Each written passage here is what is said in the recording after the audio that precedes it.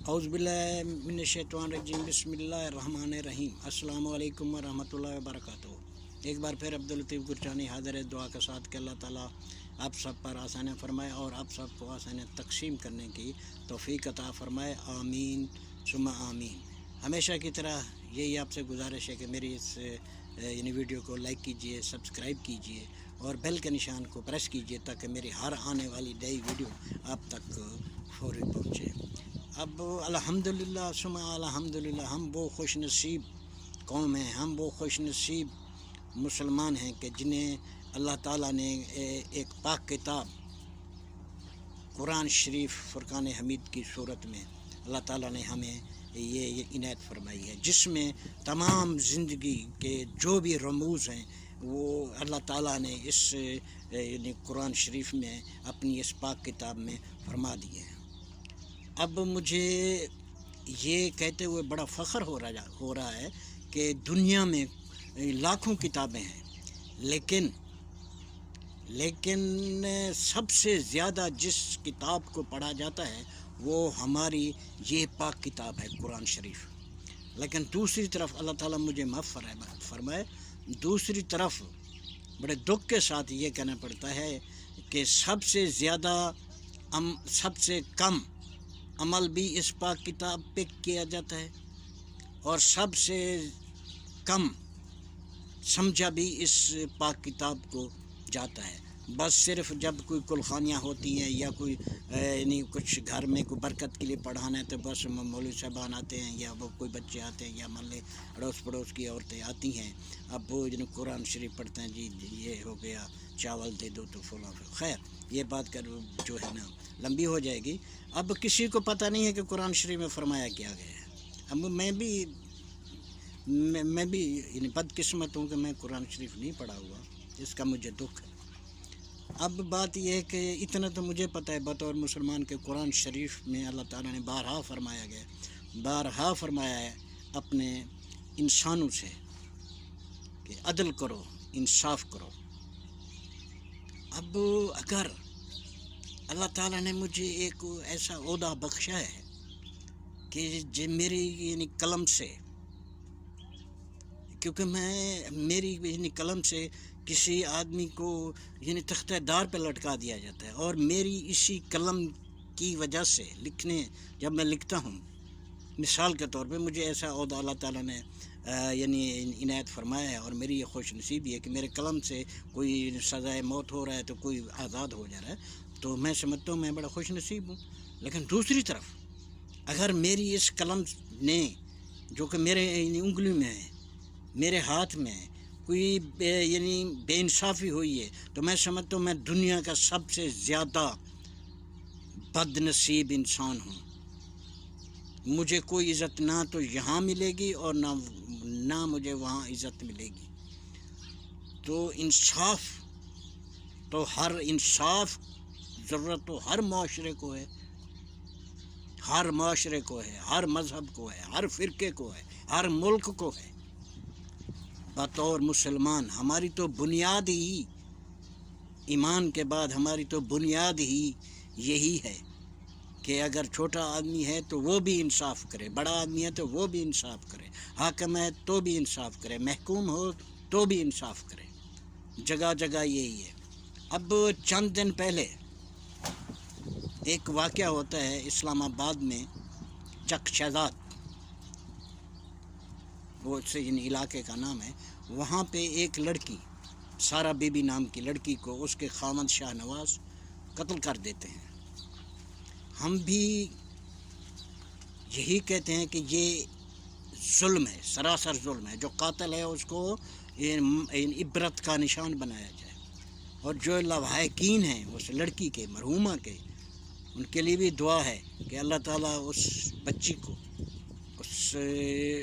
अल्लाह ताला गरीक रहमत फरमाए और अल्लाह ताला उनको इंसाफ दे। और जो इनके लवाहिकीन हैं, हम सब पाकिस्तानी इस दुख की घड़ी में बराबर में उनके साथ हैं और हम भी इंसाफ के तमन्नाई हैं ताकि इंसाफ हो, मकाम उस जो भी कातिल है उसे इबरत का निशान बनाया जाए।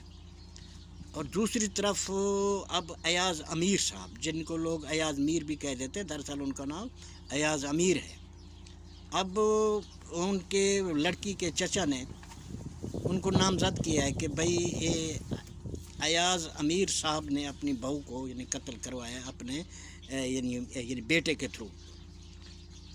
اب فوری جو ہے نا، فوری یہ مشینری، انصاف والی مشینری فوری چل پڑتی ہے، ایف آئی آر یعنی درج ہو جاتی ہے، پھر اس کے بعد عدالت میں پیش کر دیا جاتا ہے، پھر 1 دن کا ریمانڈ بھی مل جاتا ہے، بھلے 1 دن کا ہو یا 10 دن کا، بات ہے کی ہے۔ اگر یہی بنیاد آپ پہلے اس وقت رکھ دیتے جب 14 قتل ہوئے، تو مقتولین کے ورثاء نے رانا صاحب کو نامزد کیا گیا کہ سارے کچھ انہوں نے کرایا ہے۔ اب میں احتراماً انہیں رانا صاحب کہہ رہا ہوں، رانا ثناء اللہ نہیں کہوں گا، کیونکہ ثناء اللہ کے معنی ہے کہ اللہ تعالیٰ کی حمد و ثنا بیان کرنے والا، اللہ تعالیٰ کی یعنی اللہ تعالیٰ کی تعریف کرنے والا۔ اور جو آدمی سرعام کہے کہ قادیانی ہمارے بھائی ہیں، پھر آگے نواز شریف کا آنا یا نواز شریف کے پاس جانا یا نواز شریف کو لے آنا حج کے برابر ہے۔ اب اس آدمی کو، ایسے کردار کو، ایسے آدمی کو میں احتراماً رانا صاحب تو کہہ سکتا ہوں، لیکن انہیں اللہ تعالیٰ کا ثنا خواں نہیں کہہ سکتا۔ اگر یہ مثال آپ اسی وقت بنا دیتے، آپ انہی وقت جب نامزد کیا گیا تھا، جیسے آج یہ پھرتی، آج یہ چستی دکھائی گئی ہے، تو اس وقت بھی دکھائی جاتی، تو عام آدمی آپ سے کوئی سوال نہیں کرتا۔ عام آدمی بھی کیا چیز ہے، جو کچھ منہ میں ہوتا ہے یہ کہہ دیتا ہے، کیونکہ عام آدمی کے پاس کھونے کے لیے کچھ بھی نہیں ہوتا، صرف اور صرف اس کی جان ہوتی ہے کھونے کے لیے۔ اور جب اب آدمی یہ سوچتا ہے کہ اللہ تعالیٰ کا فرمان ہے کہ جو رات قبر میں ہے وہ باہر نہیں ہے، تو یہ سوچ کے عام آدمی اور مضبوط ہو جاتا ہے۔ اور جو خاص آدمی، اللہ میاں کے یہاں تو پتہ نہیں کون خاص ہے کون عام ہے، نہیں پتہ، اسی کے راز ہیں وہی جانتا ہے۔ کوئی ڈگری نہیں دے سکتا، کوئی فتویٰ نہیں دے سکتا، زاہد نگاہ کم سے کسی رند کو نہ دیکھ، شاید کہ اس خدا کو تو ہے کہ وہ پسند۔ جب خاص آدمی، یہ عام آدمی کمپرومائز نہیں کر سکتا، خاص آدمی جن کو ہم خاص آدمی کہتے ہیں، وہ 24 گھنٹے 24 آورس کمپرومائز کرنے کے لیے تیار رہتا ہے، کیونکہ اس کے پاس بہت کچھ ہوتا ہے، وہ ان میں سے کسی ایک چیز کو بھی کھونے کے لیے تیار نہیں ہوتا، نہ وہ اپنے یعنی محلات کو، نہ اپنی زمین کو، نہ اپنے محلات کو، نہ اپنی دولت کو، نہ اپنی گاڑیوں کو، نہ اور جو کرسی ہے اس کرسی کو، اس لیے وہ کمپرومائز در کمپرومائز وہ چلتا ہے۔ عام آدمی ایسے نہیں کرتا ہے۔ اب عام آدمی کا سوال تو بنتا ہے کہ اگر ایک بیٹا بھی کہہ دے کہ اگر شاہ نواز بھی یہ بیان دے دے کہ مجھے میرے باپ ایاز امیر صاحب نے آرڈر کیا ہے، ریکویسٹ کی ہے، جو بھی ہے کہ اپنی بیوی کو قتل کر دو، تو پھر بھی ایاز امیر صاحب کے ساتھ یہ نہیں ہونا چاہیے تھا جو اب ہوا ہے، کیونکہ دیکھا گیا ہے معاشرے میں روز یہ سوشل میڈیا پہ ویڈیوز چل رہی ہیں کہ سگی اولاد نے اپنی ماں باپ کو قتل کر دیا ہے۔ اگر بیٹا بھی اپنے باپ کو نامزد کرتا ہے کہ مجھے باپ نے قتل کرنے کے لیے کہا ہے، تو انصاف کا تقاضا یہی ہے کہ پھر بھی انکوائری کی جائے۔ اور یہاں ہمارا دستور ہی کو جلا گیا۔ ایک آدمی نے درخواست دی کہ فلاں میرا مجرم ہے، آپ نے اسے فوری اریسٹ کر لیا، اس کا ریمانڈ لے لیا، اس سے محبت سے پوچھا یا مار سے پوچھا، ذہنی ٹارچر کیا یا کچھ بھی کیا، پھر چند دن کے بعد، 1 مہینے بعد، 2 مہینے کے بعد آپ اسے بری کر دیتے ہیں، رپورٹ کر دیتے ہیں کہ یہ آدمی بے گناہ ہے۔ اس کی عزت نفس کو تو آپ نے مجروح کر دیا۔ اب سوشل میڈیا پہ یقین کیجئے، مجھے بھی پتہ نہیں ہے، میرے خیال 99% کو پتہ نہیں ہوگا کہ ایاز امیر صاحب کے والد صاحب MNA تھے یا MP تھے، یا ان کے والد صاحب کا نام کیا تھا۔ لیکن اب दादा परदादा से इनकी हिस्ट्री को खोल दिया कि इनका बाप ये था, ये नहीं वो शो करने की ये कोशिश की जा रही है कि कत्ल करना, जुल्म करना, ये इनके खून दर खून ये जरासीम, ये जर्म्स इनके ब्लड में शामिल हैं कत्ल करने के।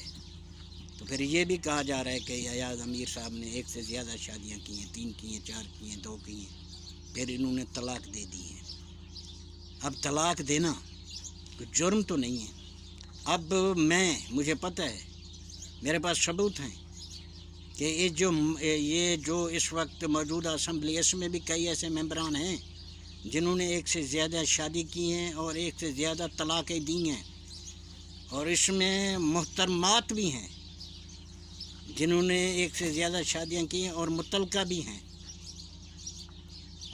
अयाज अमीर साहब ने अगर अपनी बीवियों को छोड़ा था, कोई कत्ल तो नहीं किया। एक आदमी अंडरस्टैंडिंग नहीं होती, जुल्म करने से तो बेहतर है रास्ते अलग कर दिया जाए, औरत को आज़ाद कर दिया जाए, आप भी खुदा यानी आज़ाद हो जाए। तो इंसाफ का तकाजा यही है कि आप अयाज अमीर साहब से, उनके बेटे ने जुर्म किया है, उसे मकाम इबरत बना दें।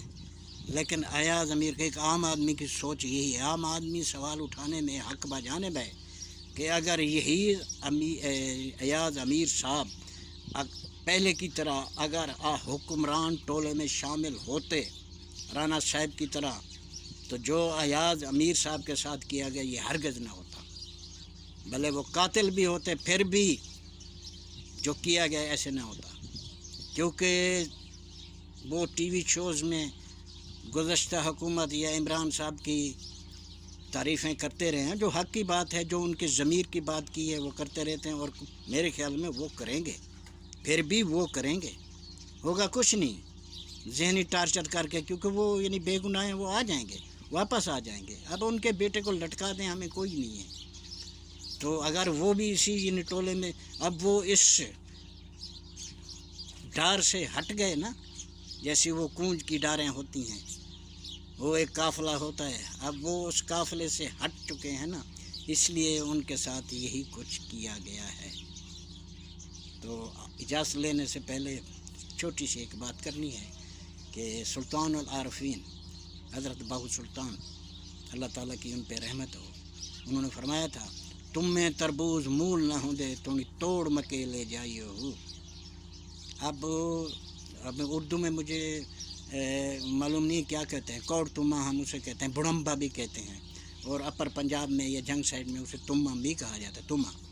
अब उनके शेर में ये उन्होंने समझाने की कोशिश की है कि ये कौड़ तुम्मा है या ये तुम्मा है, अगर आप इसके बीज को मक्के की पाक सरजमीन में भी काश्त करेंगे तो उसका जो फल होगा उसमें वही कड़वाहट होगी। दूसरी तरफ तरबूज को आप जिस गुनाह की सरजमीन में काश्त करेंगे, भले नाली है कुछ भी है, जब भी उसका वहाँ फल होगा उसमें मिठास ही मिठास होगी। मैंने इतना समझाना था, बाकी आपने इसको खुद सोचना है। सोने रब दे हवाले।